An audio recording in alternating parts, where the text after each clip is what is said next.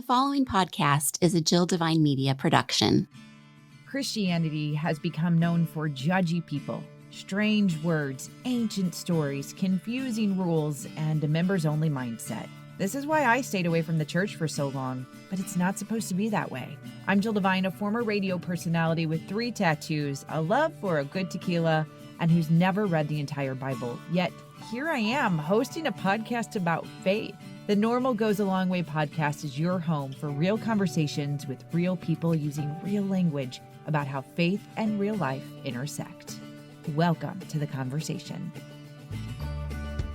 We are going to continue the conversation with Emily Elam this week in our part 2 episode. If you didn't get a chance to listen to part 1, please do so that you can get caught up to speed. And we're talking about getting uncomfortable. We're talking about living our best lives and making sure that we do that. And sometimes it looks different in different ways. And that's what we are going to talk about a little bit more in this week's episode.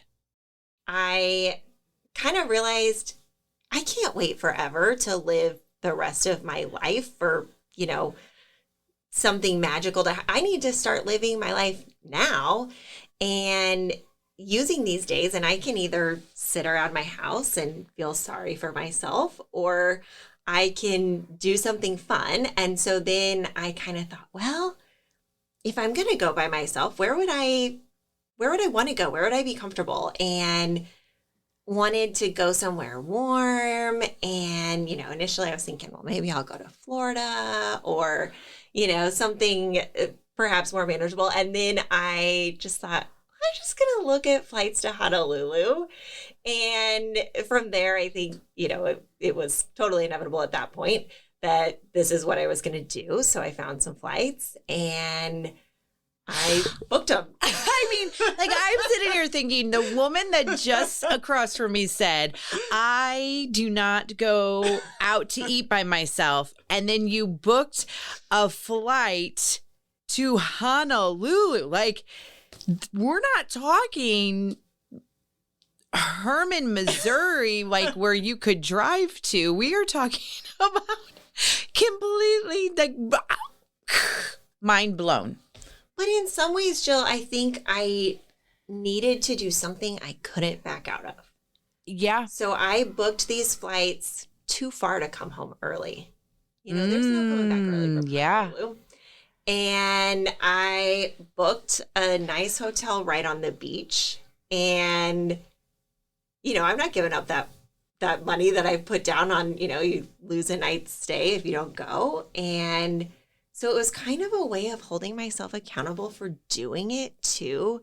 If I would have just said, oh, I want to get out of town, I'm going to go to Chicago for the weekend or something, real easy, I might have been tempted to back out. And to be honest with you, leading up to it, I was, I remember you saying this in your podcast, you wrote the dates in pencil and I did the same. I keep a paper planner and I wrote them in pencil. And, I remember being on calls with people from work or telling friends oh, I think I might go to Hawaii if I don't chicken out. But it was there's no chickening out, I'm just going. All right. So you get on that flight and you get there, walk through the journey.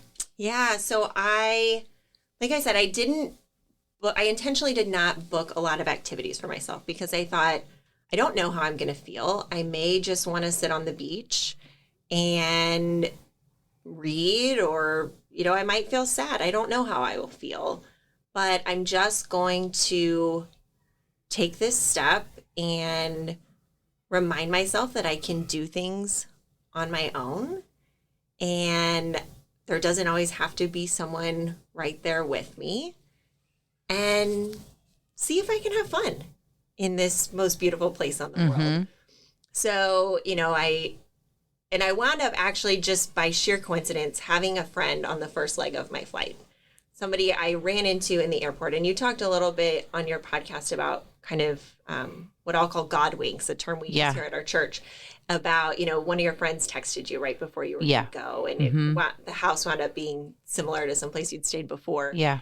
And I felt like that was just kind of like a little wink from God. Like, here's somebody with you on your first leg of your journey that you know, who's going someplace else, connecting on from our first flight. But that kind of set the tone. And I think I knew in that moment, this is going to be good. and it was. And I got there and, I check into this hotel that I'm real familiar with. And I get my room and I look out and I can see the water. And it was just good from there. And then I wound up doing things, more than I had even planned. Tell me about those things. So I did a hike up Diamond Head, which for anyone who has seen kind of the iconic postcards of Waikiki Beach, it's the little mountain that you can kind of see there, or crater. That's what it really is. And so, I walked there from my hotel because I didn't have a car, so it's kind of a long walk. And I did this hike, and that felt good. And I booked a catamaran ride, which is something I've done before in Hawaii. I love being out on the water. I absolutely love it. And, I thought, is this going to be so strange by myself? And it wasn't. It was great. I loved it. I took a surfing lesson, which I had never done before in these prior trips. And I was kind of thinking, what would be a good activity that you don't really need another person for, right? That something new that I haven't done and I intentionally at this point wanted to push my comfort zone. And, they have all these little stands on the beach where you can just, book a surfing lesson. And so I did that and surprised myself that I was able to get up and, ride the wave, which I would not have imagined I would be able to do. And, I went to the restaurants that I wanted to go to, some of my favorite places, and I just didn't care. I just was there to have fun. I just lived it up. Did you get met with obviously questions from people like, oh, what brings you here? Or are you on vacation? Are you married? Like, did that happen a lot? A little bit, yeah. And it was interesting, the reactions from people when I would say, I'm just on vacation and I'm just having fun. And people were like, wow, that's great. That's so cool that you're doing this. And people were really friendly. I didn't walk around advertising like single woman here alone. Right. Well, thank you for not doing that, Emily. Just to clarify. But, folks that I would chat with, and it was great. And I thought, oh, it's going to be so weird sitting down at a restaurant and ordering by myself. And it just wasn't, because I was just present in my surroundings and present in my experience. And I don't know if you know this about me. I'm actually an only child. I don't know. No, I did not. And I kind of reminded myself going into this trip and on this trip, because I am a very social person and I really prefer to have people around me all the time. And I just kind of reminded myself, I'm an only child. I can play alone. And that's what this was. I played alone. And it was okay. It was better than okay. It was great. And it's interesting, too. We talk about this all the time with just everything in life, like perceptions. Like, it's easy to say, oh, she has it all together. I would never think that you would. I would think you would walk into that restaurant and own it. And it is true. You never know what someone is going through. You never know what's going on in someone's mind. And that's inspiring in itself, because you have to remember, like, every person is so uniquely different. And you walking into that restaurant could have been a catalyst for someone else who may have seen you and thought whatever, but maybe they're like, oh, I can do this myself. Mm-hmm. Or they're listening right now and saying, locally, I can do this myself. And that like, that's not something that we should forget. Mm-hmm. So you're in Hawaii, and I know that you were thinking through things and you were thinking about stuff, and just like, tell me with whatever you're comfortable with, like, were some of the moments that you had with your mental well-being, or like, what happened that made you think a certain way or opened your eyes to something? I'll share that Audrey had said that she went on her journey, and one of the things that she was looking for was some sort of epiphany with God. And she was honest and said she didn't get it. But there were other things that she got. And what I loved that she shared was there were definitely so many highs, but there were lows too. And she recognized those and then was able to kind of focus on the highs again. I just wanted to know if that was something similar for you. Were there things, it could have been all highs, that's good too, but like things like that happened throughout your time there? Yeah, there were definitely highs and lows, and it was a real confidence builder for me in my personal confidence. So, Jill, you know about my career, I'm extremely confident in the workplace, and there are aspects of my life where I feel really comfortable, and I really feel like I do have it together. I know what I'm doing. Yeah. This is my swim lane. And in my, personal life, and my sense of self and self-confidence had really been shaken kind of coming into this. And so it was a real confidence booster for me to be in this place. And I do want to just acknowledge the privileged position that I'm in. I mean, not everyone can go to Hawaii, and I want to just acknowledge that. But I think anyone who can do anything and step out of your comfort zone is an opportunity to gain self-confidence. Mm-hmm. And I was in this place where I don't think you can help but feel good in Hawaii. And just taking in the beauty, the sunshine, the rainbows, it was totally, it was a blessing. And there were those moments where I'm just, maybe sitting on the beach or just walking around, and I feel like it's okay. Like I have value as a person, and I am going to be okay, and I can do things, and I don't always have to be surrounded by a partner or an entourage or a friend group or any, it can just be me, and that can be okay. And there were some moments that were, things that reminded me, of kind of my prior life. Mm-hmm.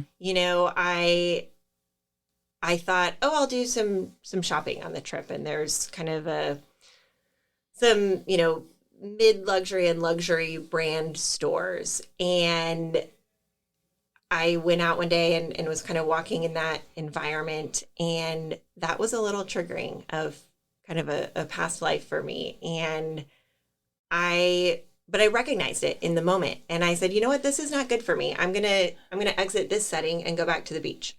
And that was, I think, a good thing that I was able to just recognize it, mm-hmm. and acknowledge it and move on to something else. There are so many different things that you have said that Audrey also said that she experienced, and that's really cool. Like, that clearly cannot be a God wink. That's mm-hmm. more than that. And that is in itself just an inspiration too. I told Audrey this, and I'm telling you this too. It is inspiring to see what you both did, and to not lie and say that it was easy to do either. Just a little bit of a backstory for the listener. I had emailed you about something work related for the church, and you said, okay, I'm getting ready to head on vacation. I'll get a hold of you. I'm like, no. Vacation is sacred. Like, do not email me. And that's when you told me that you were going on this trip solo to Hawaii. And I'm like, what? And my office partner and I'm like, did you hear what Emily's doing? Emily is going to Hawaii solo. Like, I don't think I could ever do that. And we had this long discussion about it. And I know that, but you were also open and honest and said, I'm worried about feeling lonely at times. And the only thing, the best advice I can have for anything like that is to own it, accept it, acknowledge it, and then take your next steps, which is exactly what you did for the trigger with the, like, so many times people will just suppress it and like try to make it go away. But if you do that, it's going to come back and bite you in the butt like 1,000 times harder. Yeah. Okay. Now we need to talk about like where you are now. As I mentioned in the retreat for me, in my episodes, you come back and you are on that high. And of course, the high doesn't last. Yep. And that's the most difficult thing for me. I try to go back. Now, like, I journaled all about it, and I will sometimes go back and read what I experienced, but dang, that high, it sucks when it goes away. And I'm really glad that you addressed that in your podcast. And that was helpful because it does. I mean, you come back and you're just like, yeah, like life is great. You know, I think I remember emailing you like, yes, got a victorious life for me. Like, it's going to be amazing. And then you kind of get back into your normal and you're like, well, isn't that great? Right. Like, oh man, I really wanted to talk about it. And now I don't have anybody to talk about it. And now it's too late. Nobody cares. I'm not feeling victorious every day. And so 2 things that have been helpful for me. One is to mentally go back and reflect. I'm not a journal person. 2 years ago, I would have told you I'm like super uncomfortable like talking about feelings, and now I'm just kind of, we're there. Yes.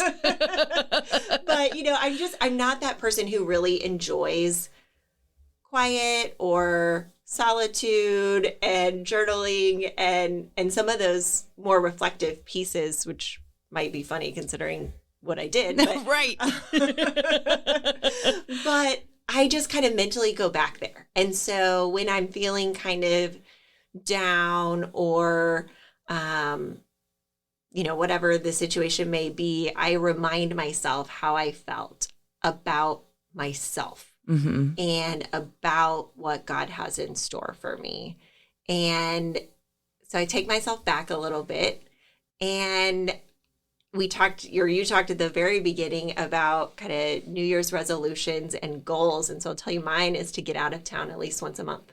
Doesn't have to be solo, but to just shake up my routine and just mix it up and keep experiencing new things, regardless of where I'm at in life or regardless of whether anyone else is going or not going, just keeping that momentum of living life where you're at.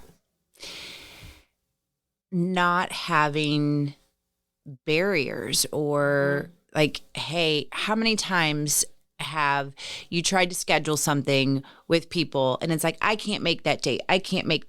And then you get frustrated and then just stick with the date. And if you're the only person that shows up, and that's hard, but if it's something you want to do, then you should do it. And if you're right, we shouldn't always rely on somebody else. My mind is like thinking of all these things. Because I will say too, and as you mentioned, being able to have the privilege to go, I know in my season of life with 2 littles, it's not always easy for me to jump and go somewhere, Right. or my husband and I to even take a date night.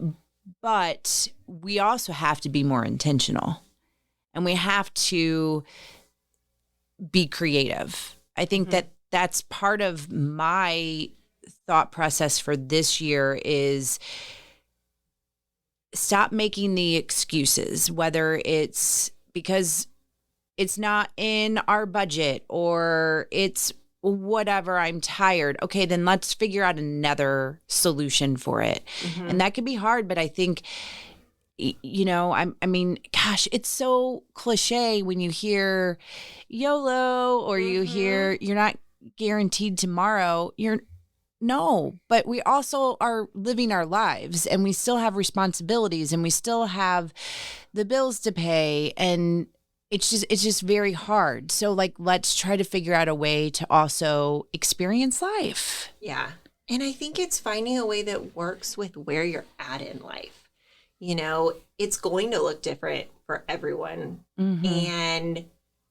But finding ways, so for me, getting out of town is a way to connect with myself. And I have, in my 2024 agenda, this idea of I'm going to go where I want to go and do things that maybe nobody else wants to do. And it's going to be okay because now I know I can do that by myself, and I'm going to gain something from that experience. Somebody who's in a different season of their life, maybe it's not getting away. Maybe it's leaning into where you're at, leaning into your family, leaning into those relationships and making that a priority. So I don't think it has to look the same for everyone, but for me, it's about finding a way to have a full life and to not just tolerate the season that I may be in, but to take advantage and fill that space and take up space. So yeah. Well, that was what I was going to end on, is what's next for Emily? And you just really answered it. I mean, on that agenda, I love saying the agenda. That's a really cool way of saying things. Do you have a couple specifics you'd like to share? Yeah, I can tell you my next trip. Okay. And so I am going to the Carter Presidential Library. That is one of those places I'm not sure is high on a lot of people's lists, but I find huge inspiration in former President Carter as a person, what he has done. And I've read a lot about him for humanity, and just this idea that he used his platform as a former president of the United States to do amazing things he couldn't have done as just a peanut farmer from Georgia, right?